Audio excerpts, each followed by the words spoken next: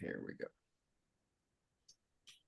All right, welcome everybody to Cycle Jerks Podcast. I'm your host, Mike Stewart, and joined today with my new co-host, Chris Padavana. Chris, Good welcome. morning. Good morning. Thank Yeah, you. good to see you. Yeah, good to have And you. this is a we're gonna do this, we're calling this a bonus episode because we have with us Mark Dedon from the Mt Diablo Challenge, and the 41st running of the challenge is happening this weekend.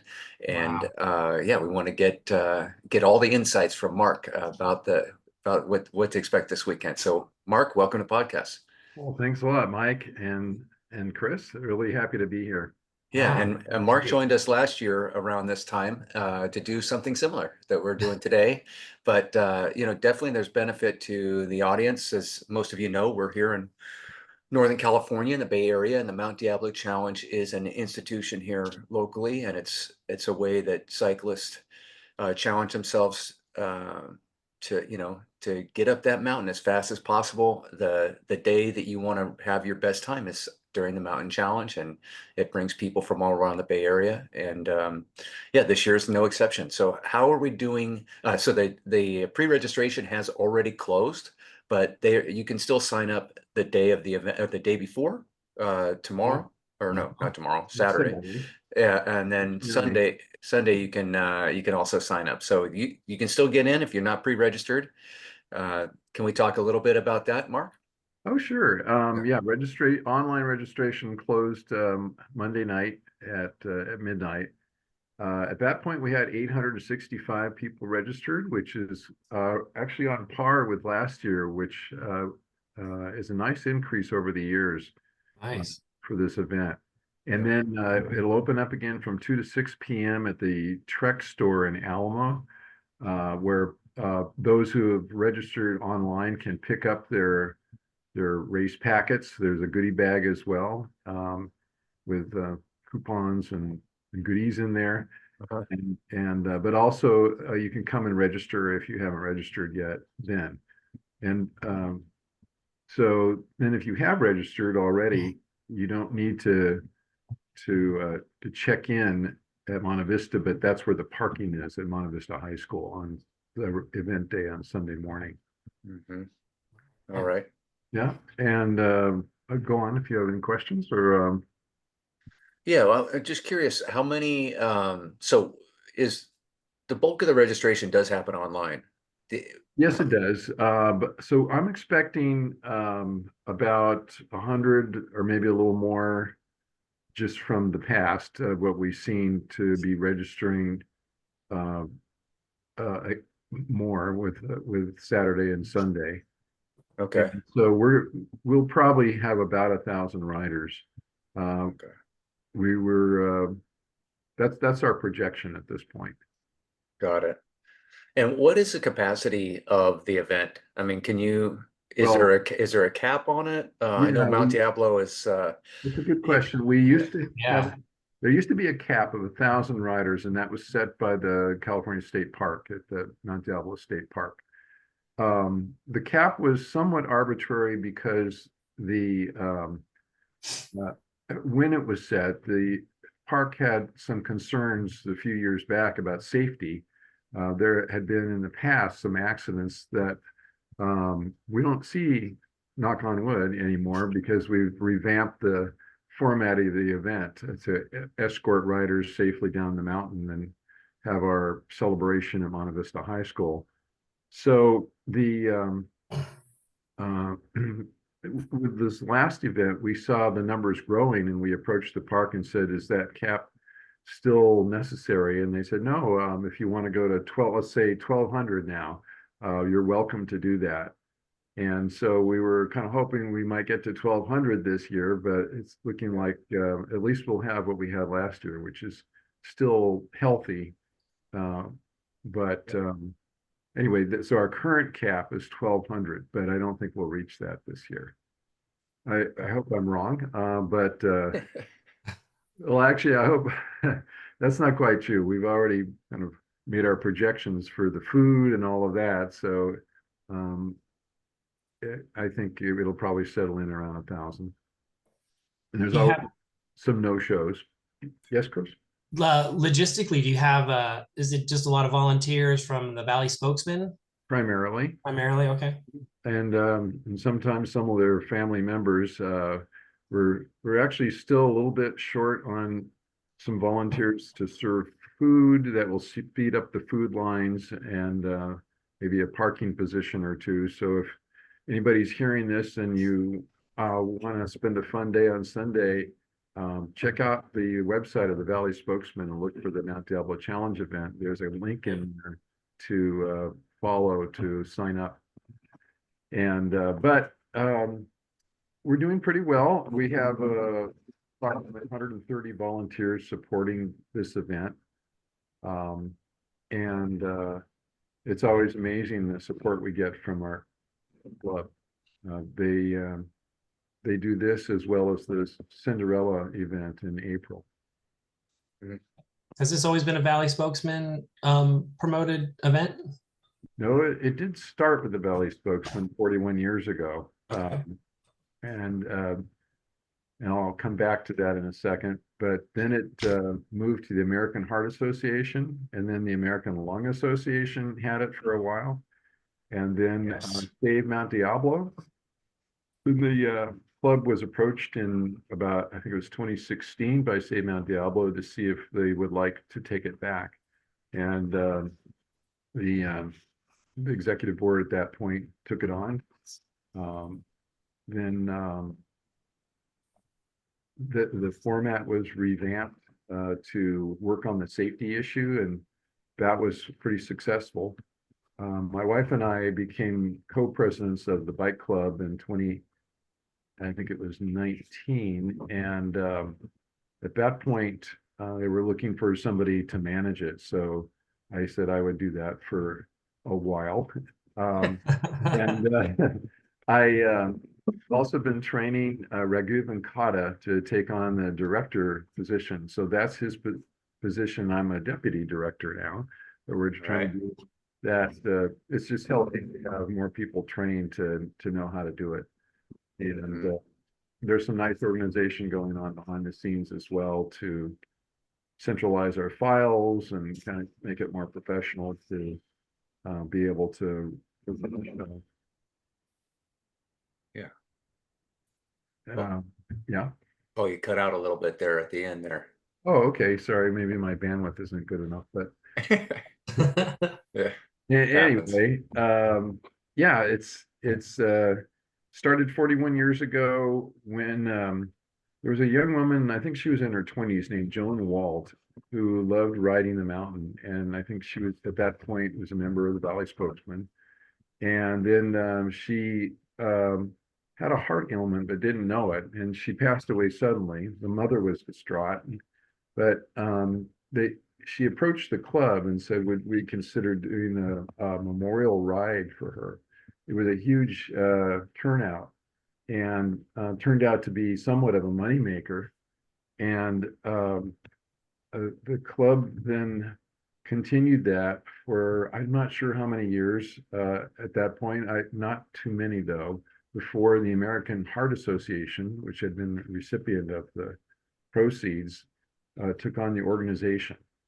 And there I really don't have any details about who was that exactly and what it took to do it. It was, a much simpler format at that point, where people could park at the Athenian School at the base of the mountain, where there's now a football field installed. That was parking. And then they could just head to the top of the mountain, and any cattle trucks and flatbeds that they could haul up there to help celebrate it, like a stage, I think, on a flatbed truck. That was done for most of those early years, really until the club took it back. And then the American Lung Association took it on. And there I have a little more detail where Barry Tyler, the son of Chuck Tyler, who used to own Dublin Cyclery, Barry was an employee of the American Lung Association. It became his job to put on the Mt Diablo Challenge. And I think with that kind of backing, it grew to its heyday of over 1,000 riders back then. and he had that for a number of years. And again, I don't know the details of which number of those, how many of those years there were, but quite a long time. And Barry received good support from the American Lung Association, and then and the cycling community, of course. And Yeah. then say Mount Diablo had it for a number of years, and I've heard that the reason that they offered it back to the bike club is that the numbers were kind of waning. It wasn't quite their forte. They're more focused on the conservation, the land conservation of the mountain, not so much cycling. And you know, it does take a lot of resources to put on a good event. So I think they figured they would focus on Moonlight on the Mountain and some of the other classic events that Save Mount Diablo does. And that's when they offered it back to Valley Spokesman. And it is a pretty good fit for this club. They're used to putting on events, particularly the Cinderella, and it used to be something called the Heckathon, and there were other events that were quite popular. The Cinderella is still pretty popular with just for ladies riding that event in April, and the guys are doing the rest stops. I do one of them, and it's a lot of fun. Yeah. Yeah, you know, it's funny you're talking about the very beginning of the Mount Diablo Challenge, and how primitive, you know, how primitive it was. It was just an idea, right? And then it grew into something really that benefits the community tremendously, right? And Yeah, it's interesting how it's just kind of an organic growth. You know, it was almost a need that was fulfilled. mhm. I think people realized how great it was. It's such a beautiful mountain, and everybody loves riding it, that it just makes sense to celebrate it that way as Yeah. one. Yeah, the Tyler, it's interesting about Barry. You know, I think anybody that's been around the Bay Area bicycle scene is familiar with the Tylers, Chuck and Barry, and actually a lot of Chuck's family and Barry's siblings were involved with the business. But Barry did leave while the cyclery, it was called the cyclery group. Ultimately, it became just Dublin Cyclery, but the cyclery group had 4 stores at one point. I never knew that. And yeah, and I managed one of the stores in Martinez.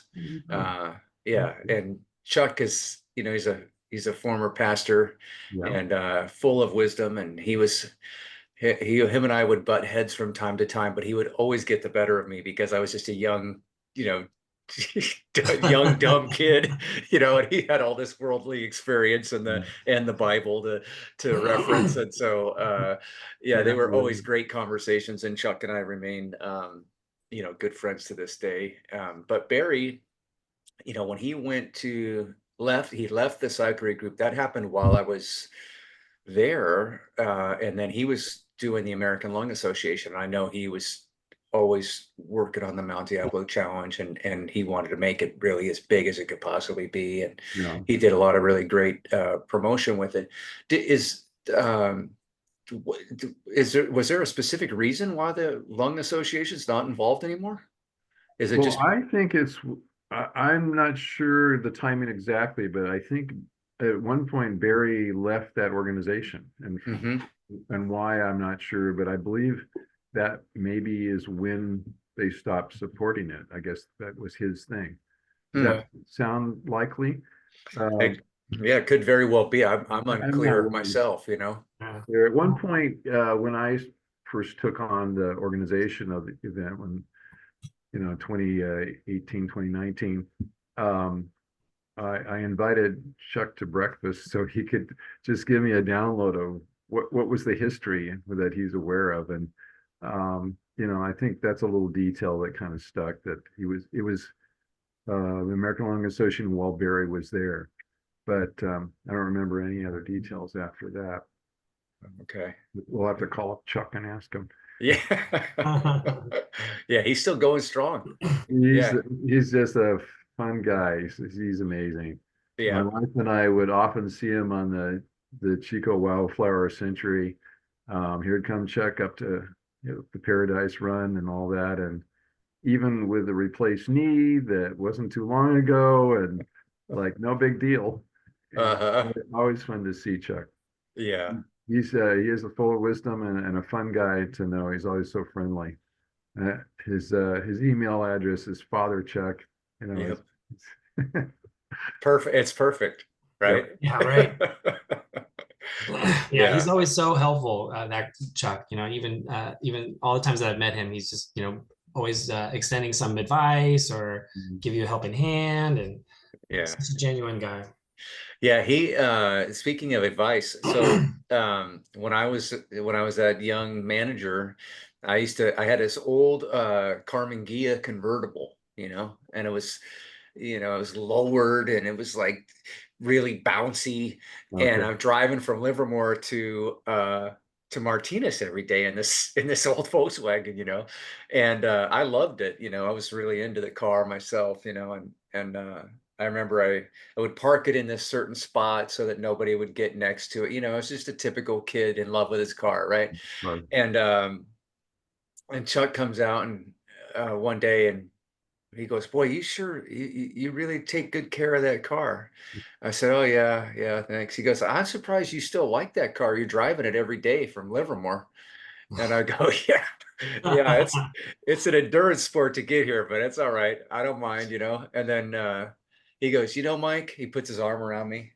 He goes, "That car is just a potential pile of rust. That's all it is." And I was like, Oh, wow. Chuck, come on, man, that's my baby. He's like, "It's gonna end up in a wrecking yard one day, covered in rust." I'm like, okay.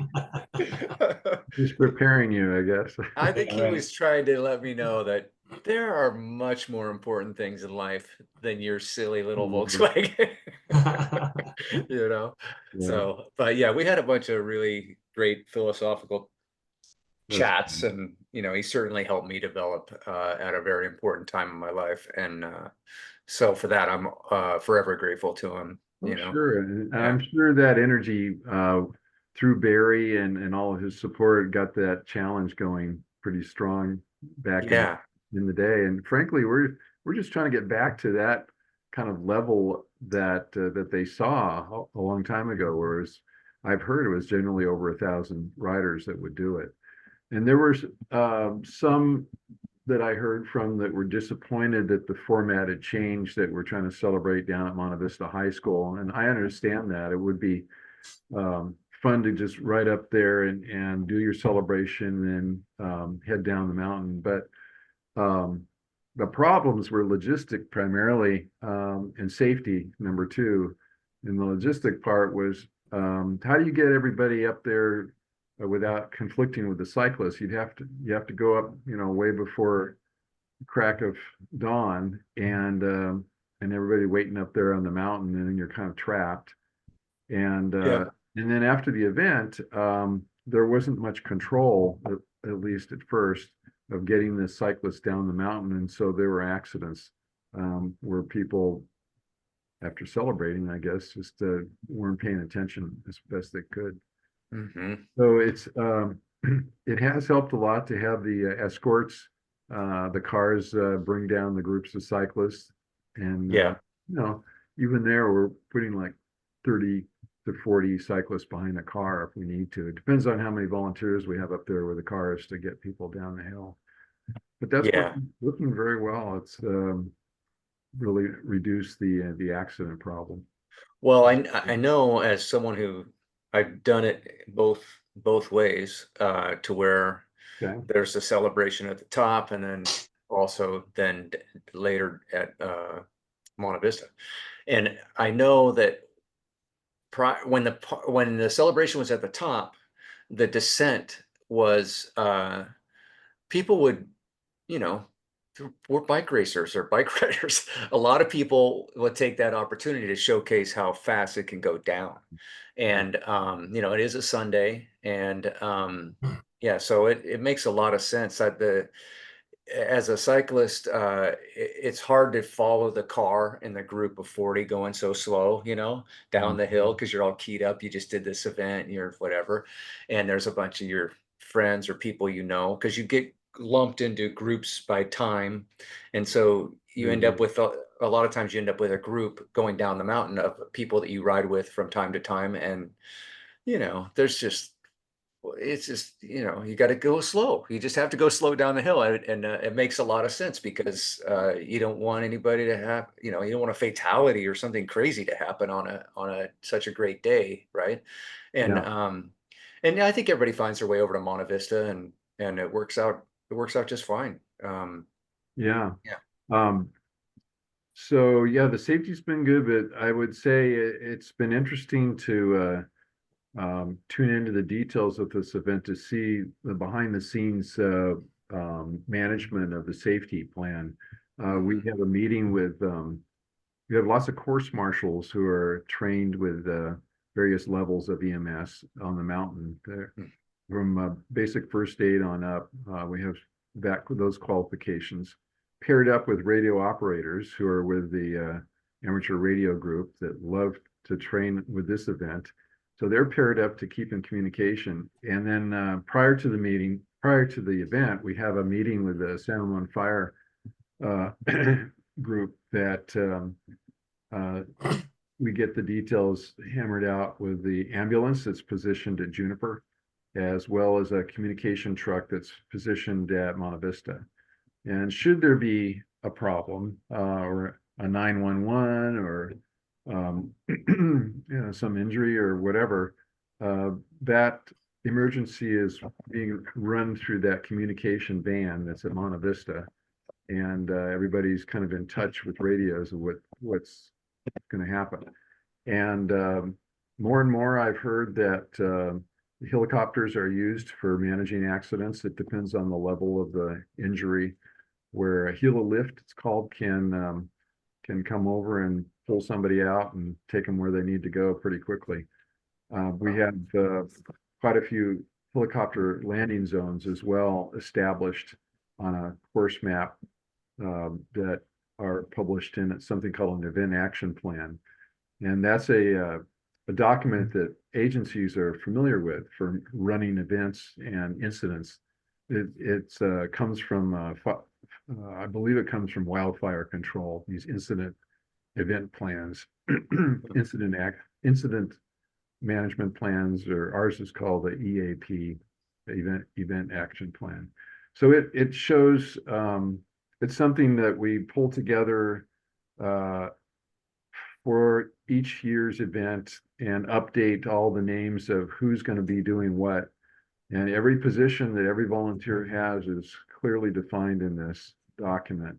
It's kind of spins off of a signup.com database that then feeds the event action plan. Hmm. And yeah, it's kind of interesting. And the agencies really like this document because they're used to it. They like the format. And it has all the information about the event with maps of where everything is and who's doing what. Hmm. Okay. So we're ready if we should have an incident. But typically it's calm and everybody's just there just in case. Right. Um, Yeah, and generally speaking, going uphill, you know, you're there's that's only right. so fast you could go, so the mishap should be minimal. Obviously there's a health risk for some people potentially, but as Yeah. far as crashing or anything like that's probably not likely. Yeah, and the The traffic, the vehicle traffic is well controlled. We buy the mountain for the day and Yeah. turn off the traffic. And so for the elite waves, they get the complete road, and then we divide the road after about wave number 6, I think it is. It varies between 4 and 6 each year, and Okay. then so the downhill traffic is pretty well controlled as well. That would be the escorts bringing the cyclists down the mountain. Yeah. So when you say you buy the mountain, how do you have it for the entire day, or is it how much? When does it open up to the general public? Um, as soon as possible, they would like it opened after the event. And once it's approximately 2 p.m. is Okay. when we get everybody off. Um, Right. that's about when lunch closes as well. So we want to get people down there quickly to get their lunch. Yeah. That's part of the deal where we give that to the volunteers, and of course, the cyclists, it's included in their registration. Got it. Yep. So, So e-bikes are really, in the bike industry, the e-bikes for sure. are the dominant category. And I know that you've added e-bikes I think it was just a couple of years ago, right? Or was last year the first year? Well, I don't know that we ever turned them away. It's possible, but they, as you mentioned, the industry is growing, and so we kind of don't want to refuse them because we see they're coming, and I don't have one yet, but my wife does, and a lot of actually, I guess I do because we have an electrified tandem now. We got a Bike Friday, Oh, Tandem Tuesday, and Wow, we nice. asked them to put a little motor in the front wheel. It works really good. Anyway, so we are accommodating tandems, and each year it grows by maybe 5 more. And it was only like 20 last year, and now it might be closer to 25 or 30. There's not that many, but we have gotten some feedback and flack from some riders in the front where the tandems were conflicting with the elite riders.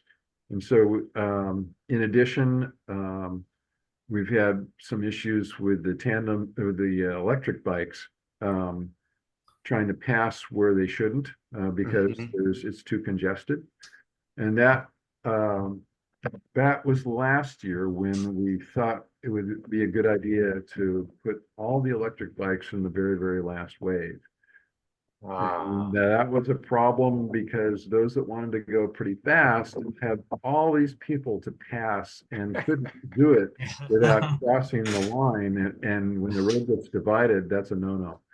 right. You're expelled from the event if you're caught. So this year, the electric bikes are going to be in wave number 2, and the ones that want to go fast. And really, there's not that many of them. And Okay. so we're going to release the first wave of those that have projected their ascent time to be pretty, the fastest. They're all in the front wave, but there's still plenty of fast bikes in the second wave. But generally the wave release times are every 3 minutes. But for the difference, the wait time after the first riders with no electric bikes, there's going to be a 10-minute wait before this wave number 2 goes. And Oh, there you go. that will have some electric bikes in there, and they're encouraged to ride swiftly but safely. We don't want them to catch the elite riders in the front. They might, but I think that'll be a little safer that way. And then the rest of the electric bikes are in the waves according to their projected time to ascend the mountain. So I think it will blend better that way than having everybody in the back trying to pass. So, Yeah. but we're always open to good suggestions. If people have better ideas of how to manage the e-bikes, then we're all ears. We don't have enough resources to do a whole separate event for them. Yeah. That's not on the table. That's one idea that I heard. But anyway, What about I'm sure you guys wrestle with this, but what about just letting them go first? You know? because there's quite a variation in Hmm. the riders. You've got actually most of them just want to get up the mountain, and they've got their family in tow or something like that. Yep. And um, yeah, and we actually want the elites without a motor to be the first to have that experience. I think that's a bigger market to satisfy at this Yeah. point. But that's not a bad idea. I mean, maybe we can segregate those that are pretty sure they're going to be up there in 30 minutes or something like that, and just let them go. Well, I know I respect that concept of having the elites go first because I know as someone who's done the event, with the waves, it's like, oh, I want to get next year. I want to be in wave want to be in that first wave, if I can, So, yeah. And I think there's some pride in that probably on some level for the type A, fanatic that is in that first wave, or has Absolutely. always been in that first wave, because you got people that do it every year. So yeah, I could see where that could be a little bit of a delicate proposition. But okay, so e-bikes, but also now that there's this Teams event, Oh, which yeah, I was unaware of this. yeah, And you and mean I'm just about curious, how somebody can form a team? Is that what you're talking about? Or, yeah, is there I don't know. So I'm trying to figure it out. What is the Teams category? okay. Well, anybody can form a team. You can declare yourself a team captain if you want. We actually do ask that somebody kind of heads up a team, and it could be the Mike Stewart team or something like that. And we Maybe one day. huh? Maybe one day, who knows? Yeah, there you go. But then to qualify I guess to compete with other teams, then there needs to be, we have three categories. It can be all male or all female or co-ed. Okay. And for any team, the qualification is you got to have four riders. And if you're, say, all male, then you've got four guys or four females for all female. And the co-eds, you have to have at least two guys and two gals riding. Mhm. So we have teams of all different sizes, but that's basically what qualifies it, is to have two and two for co-ed, or four for the men or the women. And then we ask people to first of all check in with their team captain before they register and make sure they get the name of the team correct as they register, because that's a bit of a data management problem on our side of making those team names consistent. There's a drop down in as they register where they can find the name if it was already entered and use that name rather than, if you I noticed that there's a team called Threadheads based on Hyperthreads that's riding this year. But one person somehow the name Treadheads got in there without the DH. And so that becomes a data management issue where we try to make sure that's consistent. And then number two, make sure they qualify with the right number of people. And then there's a question asked, do you want to ride with your team or not? And if you don't, then your position in the starting waves is purely based upon your projected ascent time to the top of the mountain. But if you do want to ride with your team, then we look for who else wants to ride with their team, and we take the slowest time of between their projected times, and that becomes the assigned projected time for the rider that wants to ride with their team. So you might be a fast rider, but you want to ride with your team with some slower riders, you're going to be put in that wave that the slower riders are in. Does that make sense? Yeah. Yeah, that's how that part works.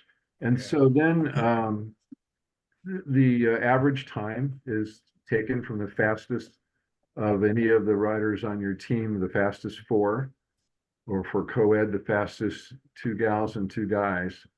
And then that's compared with your other category, with the other teams in your category of all male, female, or co-ed. And that's how first, second, and third places are awarded for teams. Got it. And is it required, is there more money involved with registration if you're going to do a team versus an individual, or is it just No, another? everybody just pays the same amount to register. There's no more. It's purely just a fun thing to have a team name, and there is a little bit of prize money, but the whole team would split up and go buy coffee or something, or but yeah, I think it's $75 as the first place team, and that's if you're a team of 20 or something, that's not a lot to go around. still, Right. it still is something. You know, we didn't get quite as much sponsor money this year. We still have very strong sponsors, but that's always a challenge for us to get enough cash sponsorship to help fund stuff like this and offer cash prizes for the riders. Yeah. Mark, what is the entry fee for the event? It's starts off earlier in the summer at $75 if for adults 18 and above, and I think it's somewhere around 30 something for, sorry, I don't have that number handy, for 17 and younger. And then September 1st it went up to 85, and then day of, after online closes, and Saturday and Sunday it's probably another $10 on top of that. So the incentive is to try to register early if you can. I know a lot of people wait to maybe watch the weather report and see how that's going to look uh, in you know, and then we had COVID. I'm thinking back over the years of what's affected the registration, since we're talking about that. And certainly the weather, and in the past, we've had wildfires around this time of year that always worry me, that, you know, Yeah. that could be smoke in the air or something like that. Knock Sure. on wood that so far we've had pretty clean air. Yeah, especially with the heat wave we got in I front of us really, here, you know? yeah, it's worrisome for sure. Yeah. Yeah. Yeah. Um, Yeah, there's your concern for going uphill now. You got people that might be affected by the heat and Yeah. That's true. I see a little bit of cooling on the weekend, so I'm somewhat relieved to see that. Yeah, and it's early enough for most, you know, that where most people are going to be out of harm's way. It's just those later waves right. where it could be getting a little hot. Yep, and if you're not in great condition, that could be hard on you as well. Yeah. Um, yeah, that's definitely a risk that we could try to manage. We have several water stops along the way, or you don't have to stop. I think they can hand you a cup, but most people are carrying water. Yeah. And this weekend, I would highly recommend that. Well, I was wondering if so, you know, obviously the focus is the challenge, but there's been a lot of work done on Mount Diablo, and Yeah, the mountain's been closed quite often, you know, this year, but it's for a really great cause, and I know it's something that you're very familiar with. And I was up there last night and used the turnouts, one the many turnouts good. that are on the mountain, and it's actually quite incredible, and it's made it a lot safer. And so, can you speak to that a little bit? I know it stems from Yeah, it'll yeah, it's be a good story. hard for me to limit how much I can talk about that, because there's been quite a story Yeah, about bicycle turnouts on the mountain. Yeah. And I'm going to start off and give the credit to retired Colonel Alan Kalin. Without Alan, without his force and focus of getting that safety improved on the mountain, we would not see those turnouts. But the Mount Diablo Challenge and all the cycling community and others have played a really important role for getting those bike turnouts installed. Uh, you know, how many turnouts are there at this point? there's currently 67. There Wow. was a plan that Alan with the park helped develop to see what is the maximum number that would be most useful on the mountain. And that build out plan, it was developed professionally. I've seen the drawings for each one, and that's 77 turnouts. That would be the best thing ever to have all 77 installed. But they were all prioritized. Mainly by where the most accidents had occurred to determine which ones to build first. And the park, I don't have all the detail numbers, but I can give you a general sense of how they were put together. The park came up with some funding for maybe about 4 of them to start off, and they were a huge hit right off the bat back in the early teens of the 20s, like 2014, maybe something like that. Mhm. And then and then with Alan's persistence and vision, he reached out to Senator Steve Glazer, and I was at a couple of those meetings, and that's where I met Joe Shammy, who many people met who loved riding the mountain well into his 80s. And so we were in Senator Glazer's Orinda office several times, seeing what he could do, and he was always very supportive and said, "I've got the message. I'll see what I can do." And at one point, a few years back, you may recall that California had a surplus budget, and so that was the thing that allowed Senator Glazer to carve out $1.5 million to build in now maybe about 30 turnouts with that money. They're expensive, like between $25,000 to $30,000 each, depending upon the length of the pavement at that point, where the turn is, and that sort of thing. And and maybe I'll pause to just mention what a turnout is. It's just a little wider section, typically around a blind curve on the uphill side of the road, where a cyclist can get over and ride on pavement and allow the cars to pass safely next to them in the proper uphill lane. And the problem has been where without that, cars getting impatient, they literally lose their mind and they get into the wrong uphill lane, the one coming down the hill, and they're in there, and here comes a cyclist around a blind curve and smacks into them. So that's what turnouts do, is they get you over and allow the cars to pass safely. So so now we're got 40 some turnouts built, and with that money from the state. And then let's see, so there was a public campaign just last year to raise money now from us, from the public. And this was actually kicked off by the estate of Joe Shammy. So I think the last podcast I went into some detail about Joe, but I'll give you a quick summary. That a gentleman who got to know a lot of the riders because he was always on the mountain. He made it a thing into his 80s to ride up Mt Diablo every week without skipping a week. And he actually, when he first started, and I think he was in his 70s, on his trek bike, he had a little accident, I heard. I don't know what the extent was, but it caused him to skip a couple weeks, and he started counting over from 1 after he'd already done maybe 50 or something. And it was really like careful and dedicated to do it properly. So he's getting close to 500 ascents on Mount Diablo, and a buddy of his said, "You ought to let John Burke, the CEO of Trek, know what you're doing on a Trek bike, because he'd love to hear that story."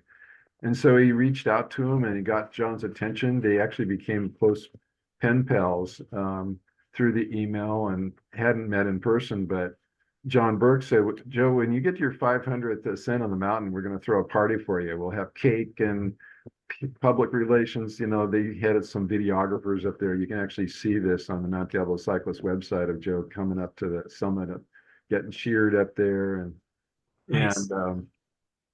and I'll come back to turnouts in a second. I'm going that way. But Joe told John that, "Hey, my next goal is to reach 100,000 miles on my Trek bike before I'm 87. And John said, "Hey, when you do that, I'm giving you your own electric Trek bike, a Damani, with your name on it, and has a little picture of Mount Diablo." And he was getting that bike made. And Joe is approaching that. He's done now 615 ascents of Mount Diablo. He's now 86 years old.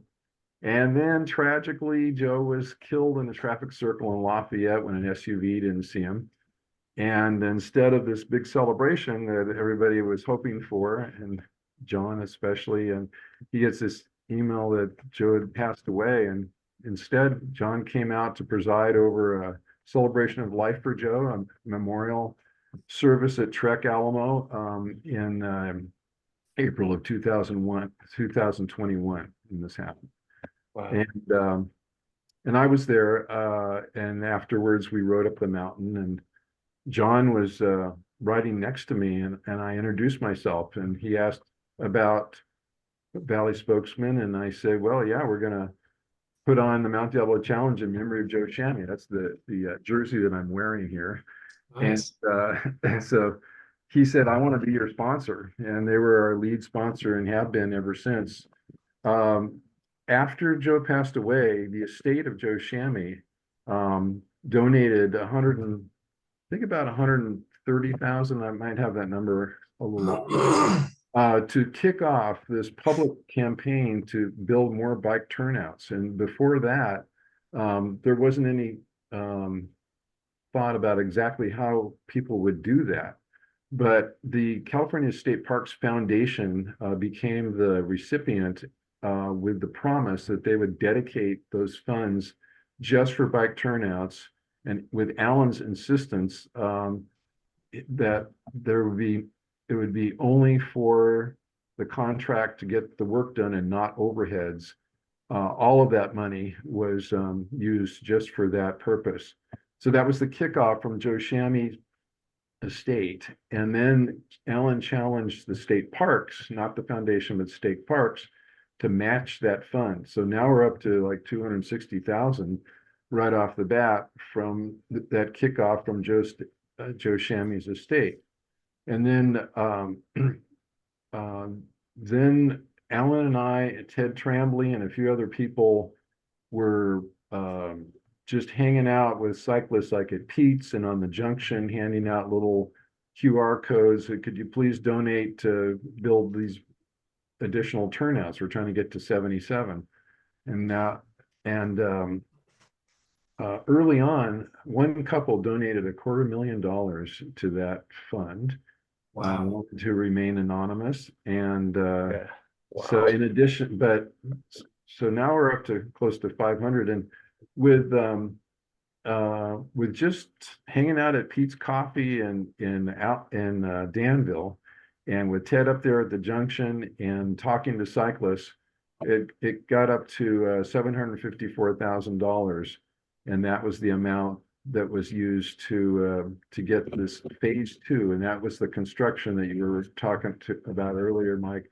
A lot of it shut down some of those roads this year as they were building those turnouts. So now we're up to 67, and there's 10 more to go. And Alan's not necessarily talking about a phase 3. Maybe a phase 3 will happen at some point, but I'm proud to say that the Mt Diablo Challenge proceeds over the last couple of years was it allowed the Valley Spokesman to donate $25,000 towards these turnouts. And that's pretty good for a bicycle club, I think. Yeah. And the proceeds will continue to go for bike safety on the mountain, if not more turnouts than signage. And there's always things like that that can be improved on the mountain. Yeah. It's amazing. I just, I never thought about that as a younger rider, but having taken my son up there, we'd always go up in October to just kind of see the tarantulas, and we would drive up there. And a couple times coming down, I've seen car accidents where a car had veered into the opposite lane and hit a cyclist, and I was so much more aware. I mean, I've been hit by a car as well, so it was just striking. But last year I rode up the mountain with those turnouts, and it was amazing. It was great. It felt good to be able to get out of the way during those blind turns, and didn't seem to interfere with the ride. So it was great. Yeah. Everybody loves them. There's a study that was made of these turnouts from the Oregon Department of Transportation. It was actually a grad student who did I believe a PhD thesis on this. And part of that process, besides learning about the details of how the turnouts were done at Mount Diablo, is there was a survey done in Oregon about the acceptance expected for such a novel idea, and it was very high. That it looks like this is something that could be repeated all over the country on similar situations where there's a narrow road and there's accidents. Yeah. But that's kind of cool. It was carefully analyzed and reviewed and in this thesis, and I think Alan probably publishes that on Mount Diablo Cyclist website. Yeah. Yeah, it's interesting because I think that you got a couple things happening with people driving around cyclists, veering into the other lane. Many times, I've seen it where people are trying to be, uh, let's say, respectful of the cyclists going uphill, Yeah. and so they want to give you extra space, and unwittingly don't realize that the person climbing the hill is not the issue. It's the Mhm. person coming down the hill is the one who needs the respect, Right. or whatever. So I think a lot of times it can be somewhat innocent, where somebody's just trying to be courteous to the cyclist going up the hill, and then they realize, oh no, uh, and then of course there's the other situation where people just get impatient and they just want to blow by somebody or whatever. But the turnouts, in any case, the turnout really does mitigate a lot of that, Solves because that problem. Yeah. yeah, Yeah. Motorists love it as much as the cyclists, for sure. yeah.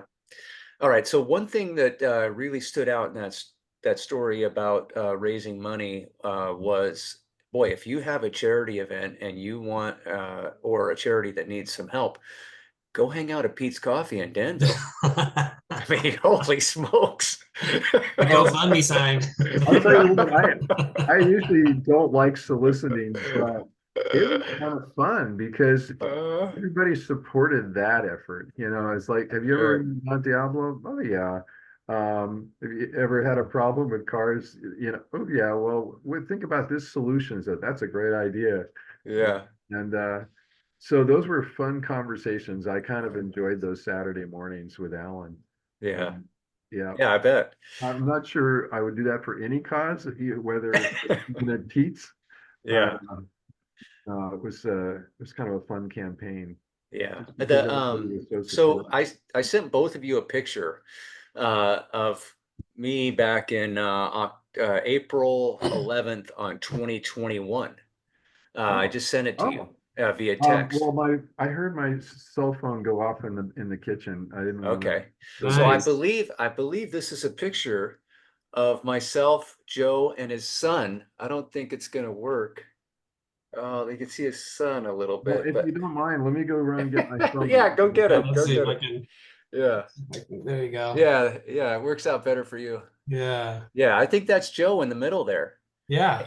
And I remember um we had kind of passed him on the way up a little bit, just before the last pitch up to the summit. Uh-huh. And there was, I think I was with maybe two other people that day. But anyway, Joe and I think that's Joe in the middle. Is it? Well, I haven't seen the mustache before. Yeah.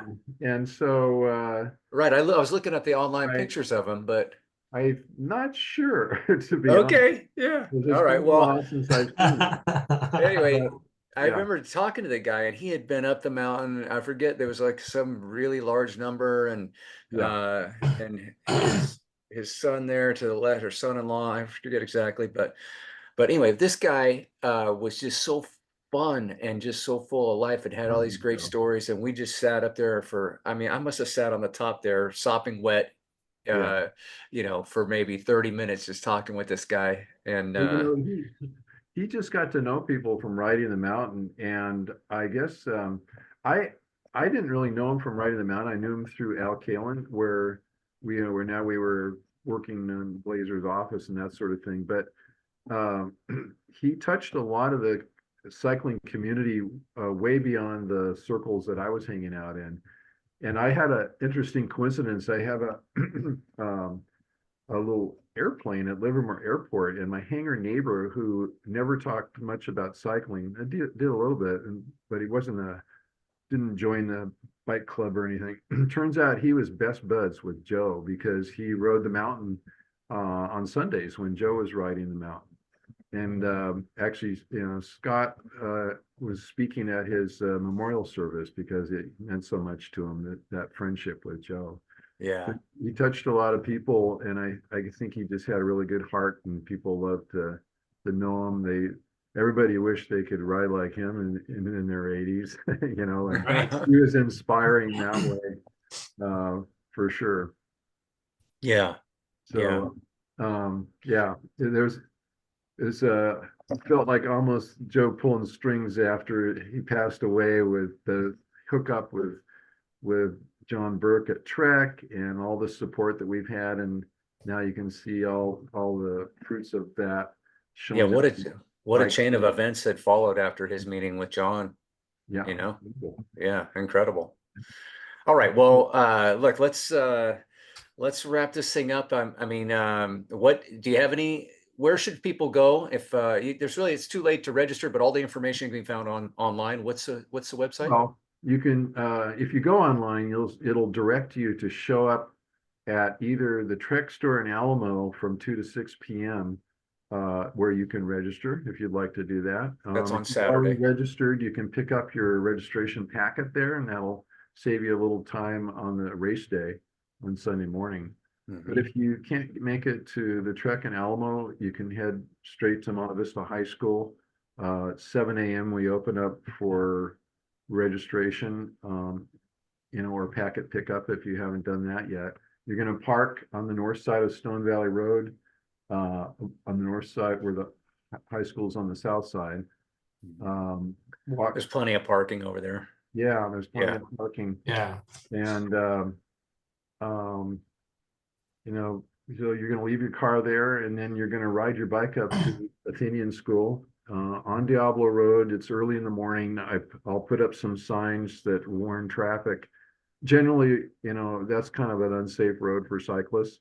But 3 minutes early with the signage, it's fine. So ride up Diablo Road and hang a left on Mt Diablo Scenic. We'll give you a little sign at Monte Vista showing you if you're not familiar with that route. And then at Athenian School, we've taken over the road. We've given all the residents who live there special passes with a letter that says, try everything possible not to travel on this road from 8:15 to 9:30 because you're going to be sharing it with 1,000 cyclists. And so they're not prohibited, but they're told to just lay low until we finish all the starting waves. But we just take up that entire road all the way out towards Diablo Road and the parking lot of Athenian School. We have porta potties in both locations at Monte Vista High School as well as Athenian School. And and there's some water available if you forgot to fill up your bottle, but try to come with full bottles for sure. And then we have a on your mark timing company that'll read the chips that you've attached to your helmet that will show your start time and read it when you're done at the top. All right. You can shed clothing for either Monte Vista or the summit, whichever you prefer, right before the start. So that's an option. We'll get your clothes up to the top. There's some snacks at the top after you come down from the upper summit parking to lower summit parking. There's some snacks you can have before you're escorted down the mountain. And then head over back to Monte Vista High School for the party. We have Hazy Barbecue offering lunch that's included in your registration, as well as a beer if you're old enough, and from Oakland United Brewery. We have a DJ announcer who's also a cyclist, a professional voice actor. I think would be a pretty good announcer. We have cash prizes for first, second, and third overall men and women, and also first, second, and third men and women in like 30 age categories. It's five year categories all the way up into 80 plus. So Wow. It's a huge operation. Hammer has been great about providing their nutritional products as both raffle prizes and also in your goodie bag. Oh, fantastic. So all that going on, Trek's going to put on a great show with spin the wheel and get stuff, lots of stuff. They're gathering from their stores to hand out. I'm not sure if we're doing bike demos, but they'd probably have some to look at. But that's a fun thing. And then there's a lot of vendors that we've attracted to come and show their stuff, and maybe some bike clubs as well as the Valley spokesman to show off their things. Save Mount Diablo is usually there with their booth. It'd be a fun little party. Yeah, no doubt. All Awesome. right. Well, okay. So if you haven't registered, 7 o'clock, Monte Vista Or on Sunday, 2 or to 6. Saturday at the Trek store from 2 to 6. Yeah.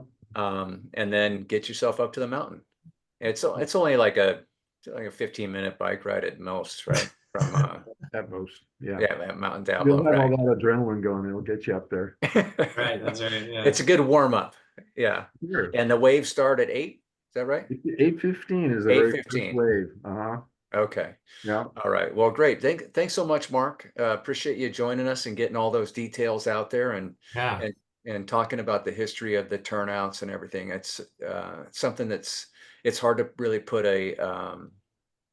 it's hard to put a value on something like that to the cycling community Special. and everybody in the Bay Area that enjoys Mount Diablo. It just makes the mountain safer for everyone. It's so important. So Well, yeah. thank you guys for putting on the podcast. This is pretty cool. Yeah. To really Yeah, keep thanks. doing what you do. Thanks to you and Valley Spokesman for continuing to promote this event. It's such an iconic event. I've done it back in the 80s, and it's great to see that you guys are taking on such a great challenge. Yeah, Yeah. absolutely. It's some work, but it comes together pretty well. Very supportive members of the club, and we really appreciate that. They put a lot into it. Outstanding. All right. Well, that's going to do it for this edition. Thanks everybody for listening, and we'll see you next time.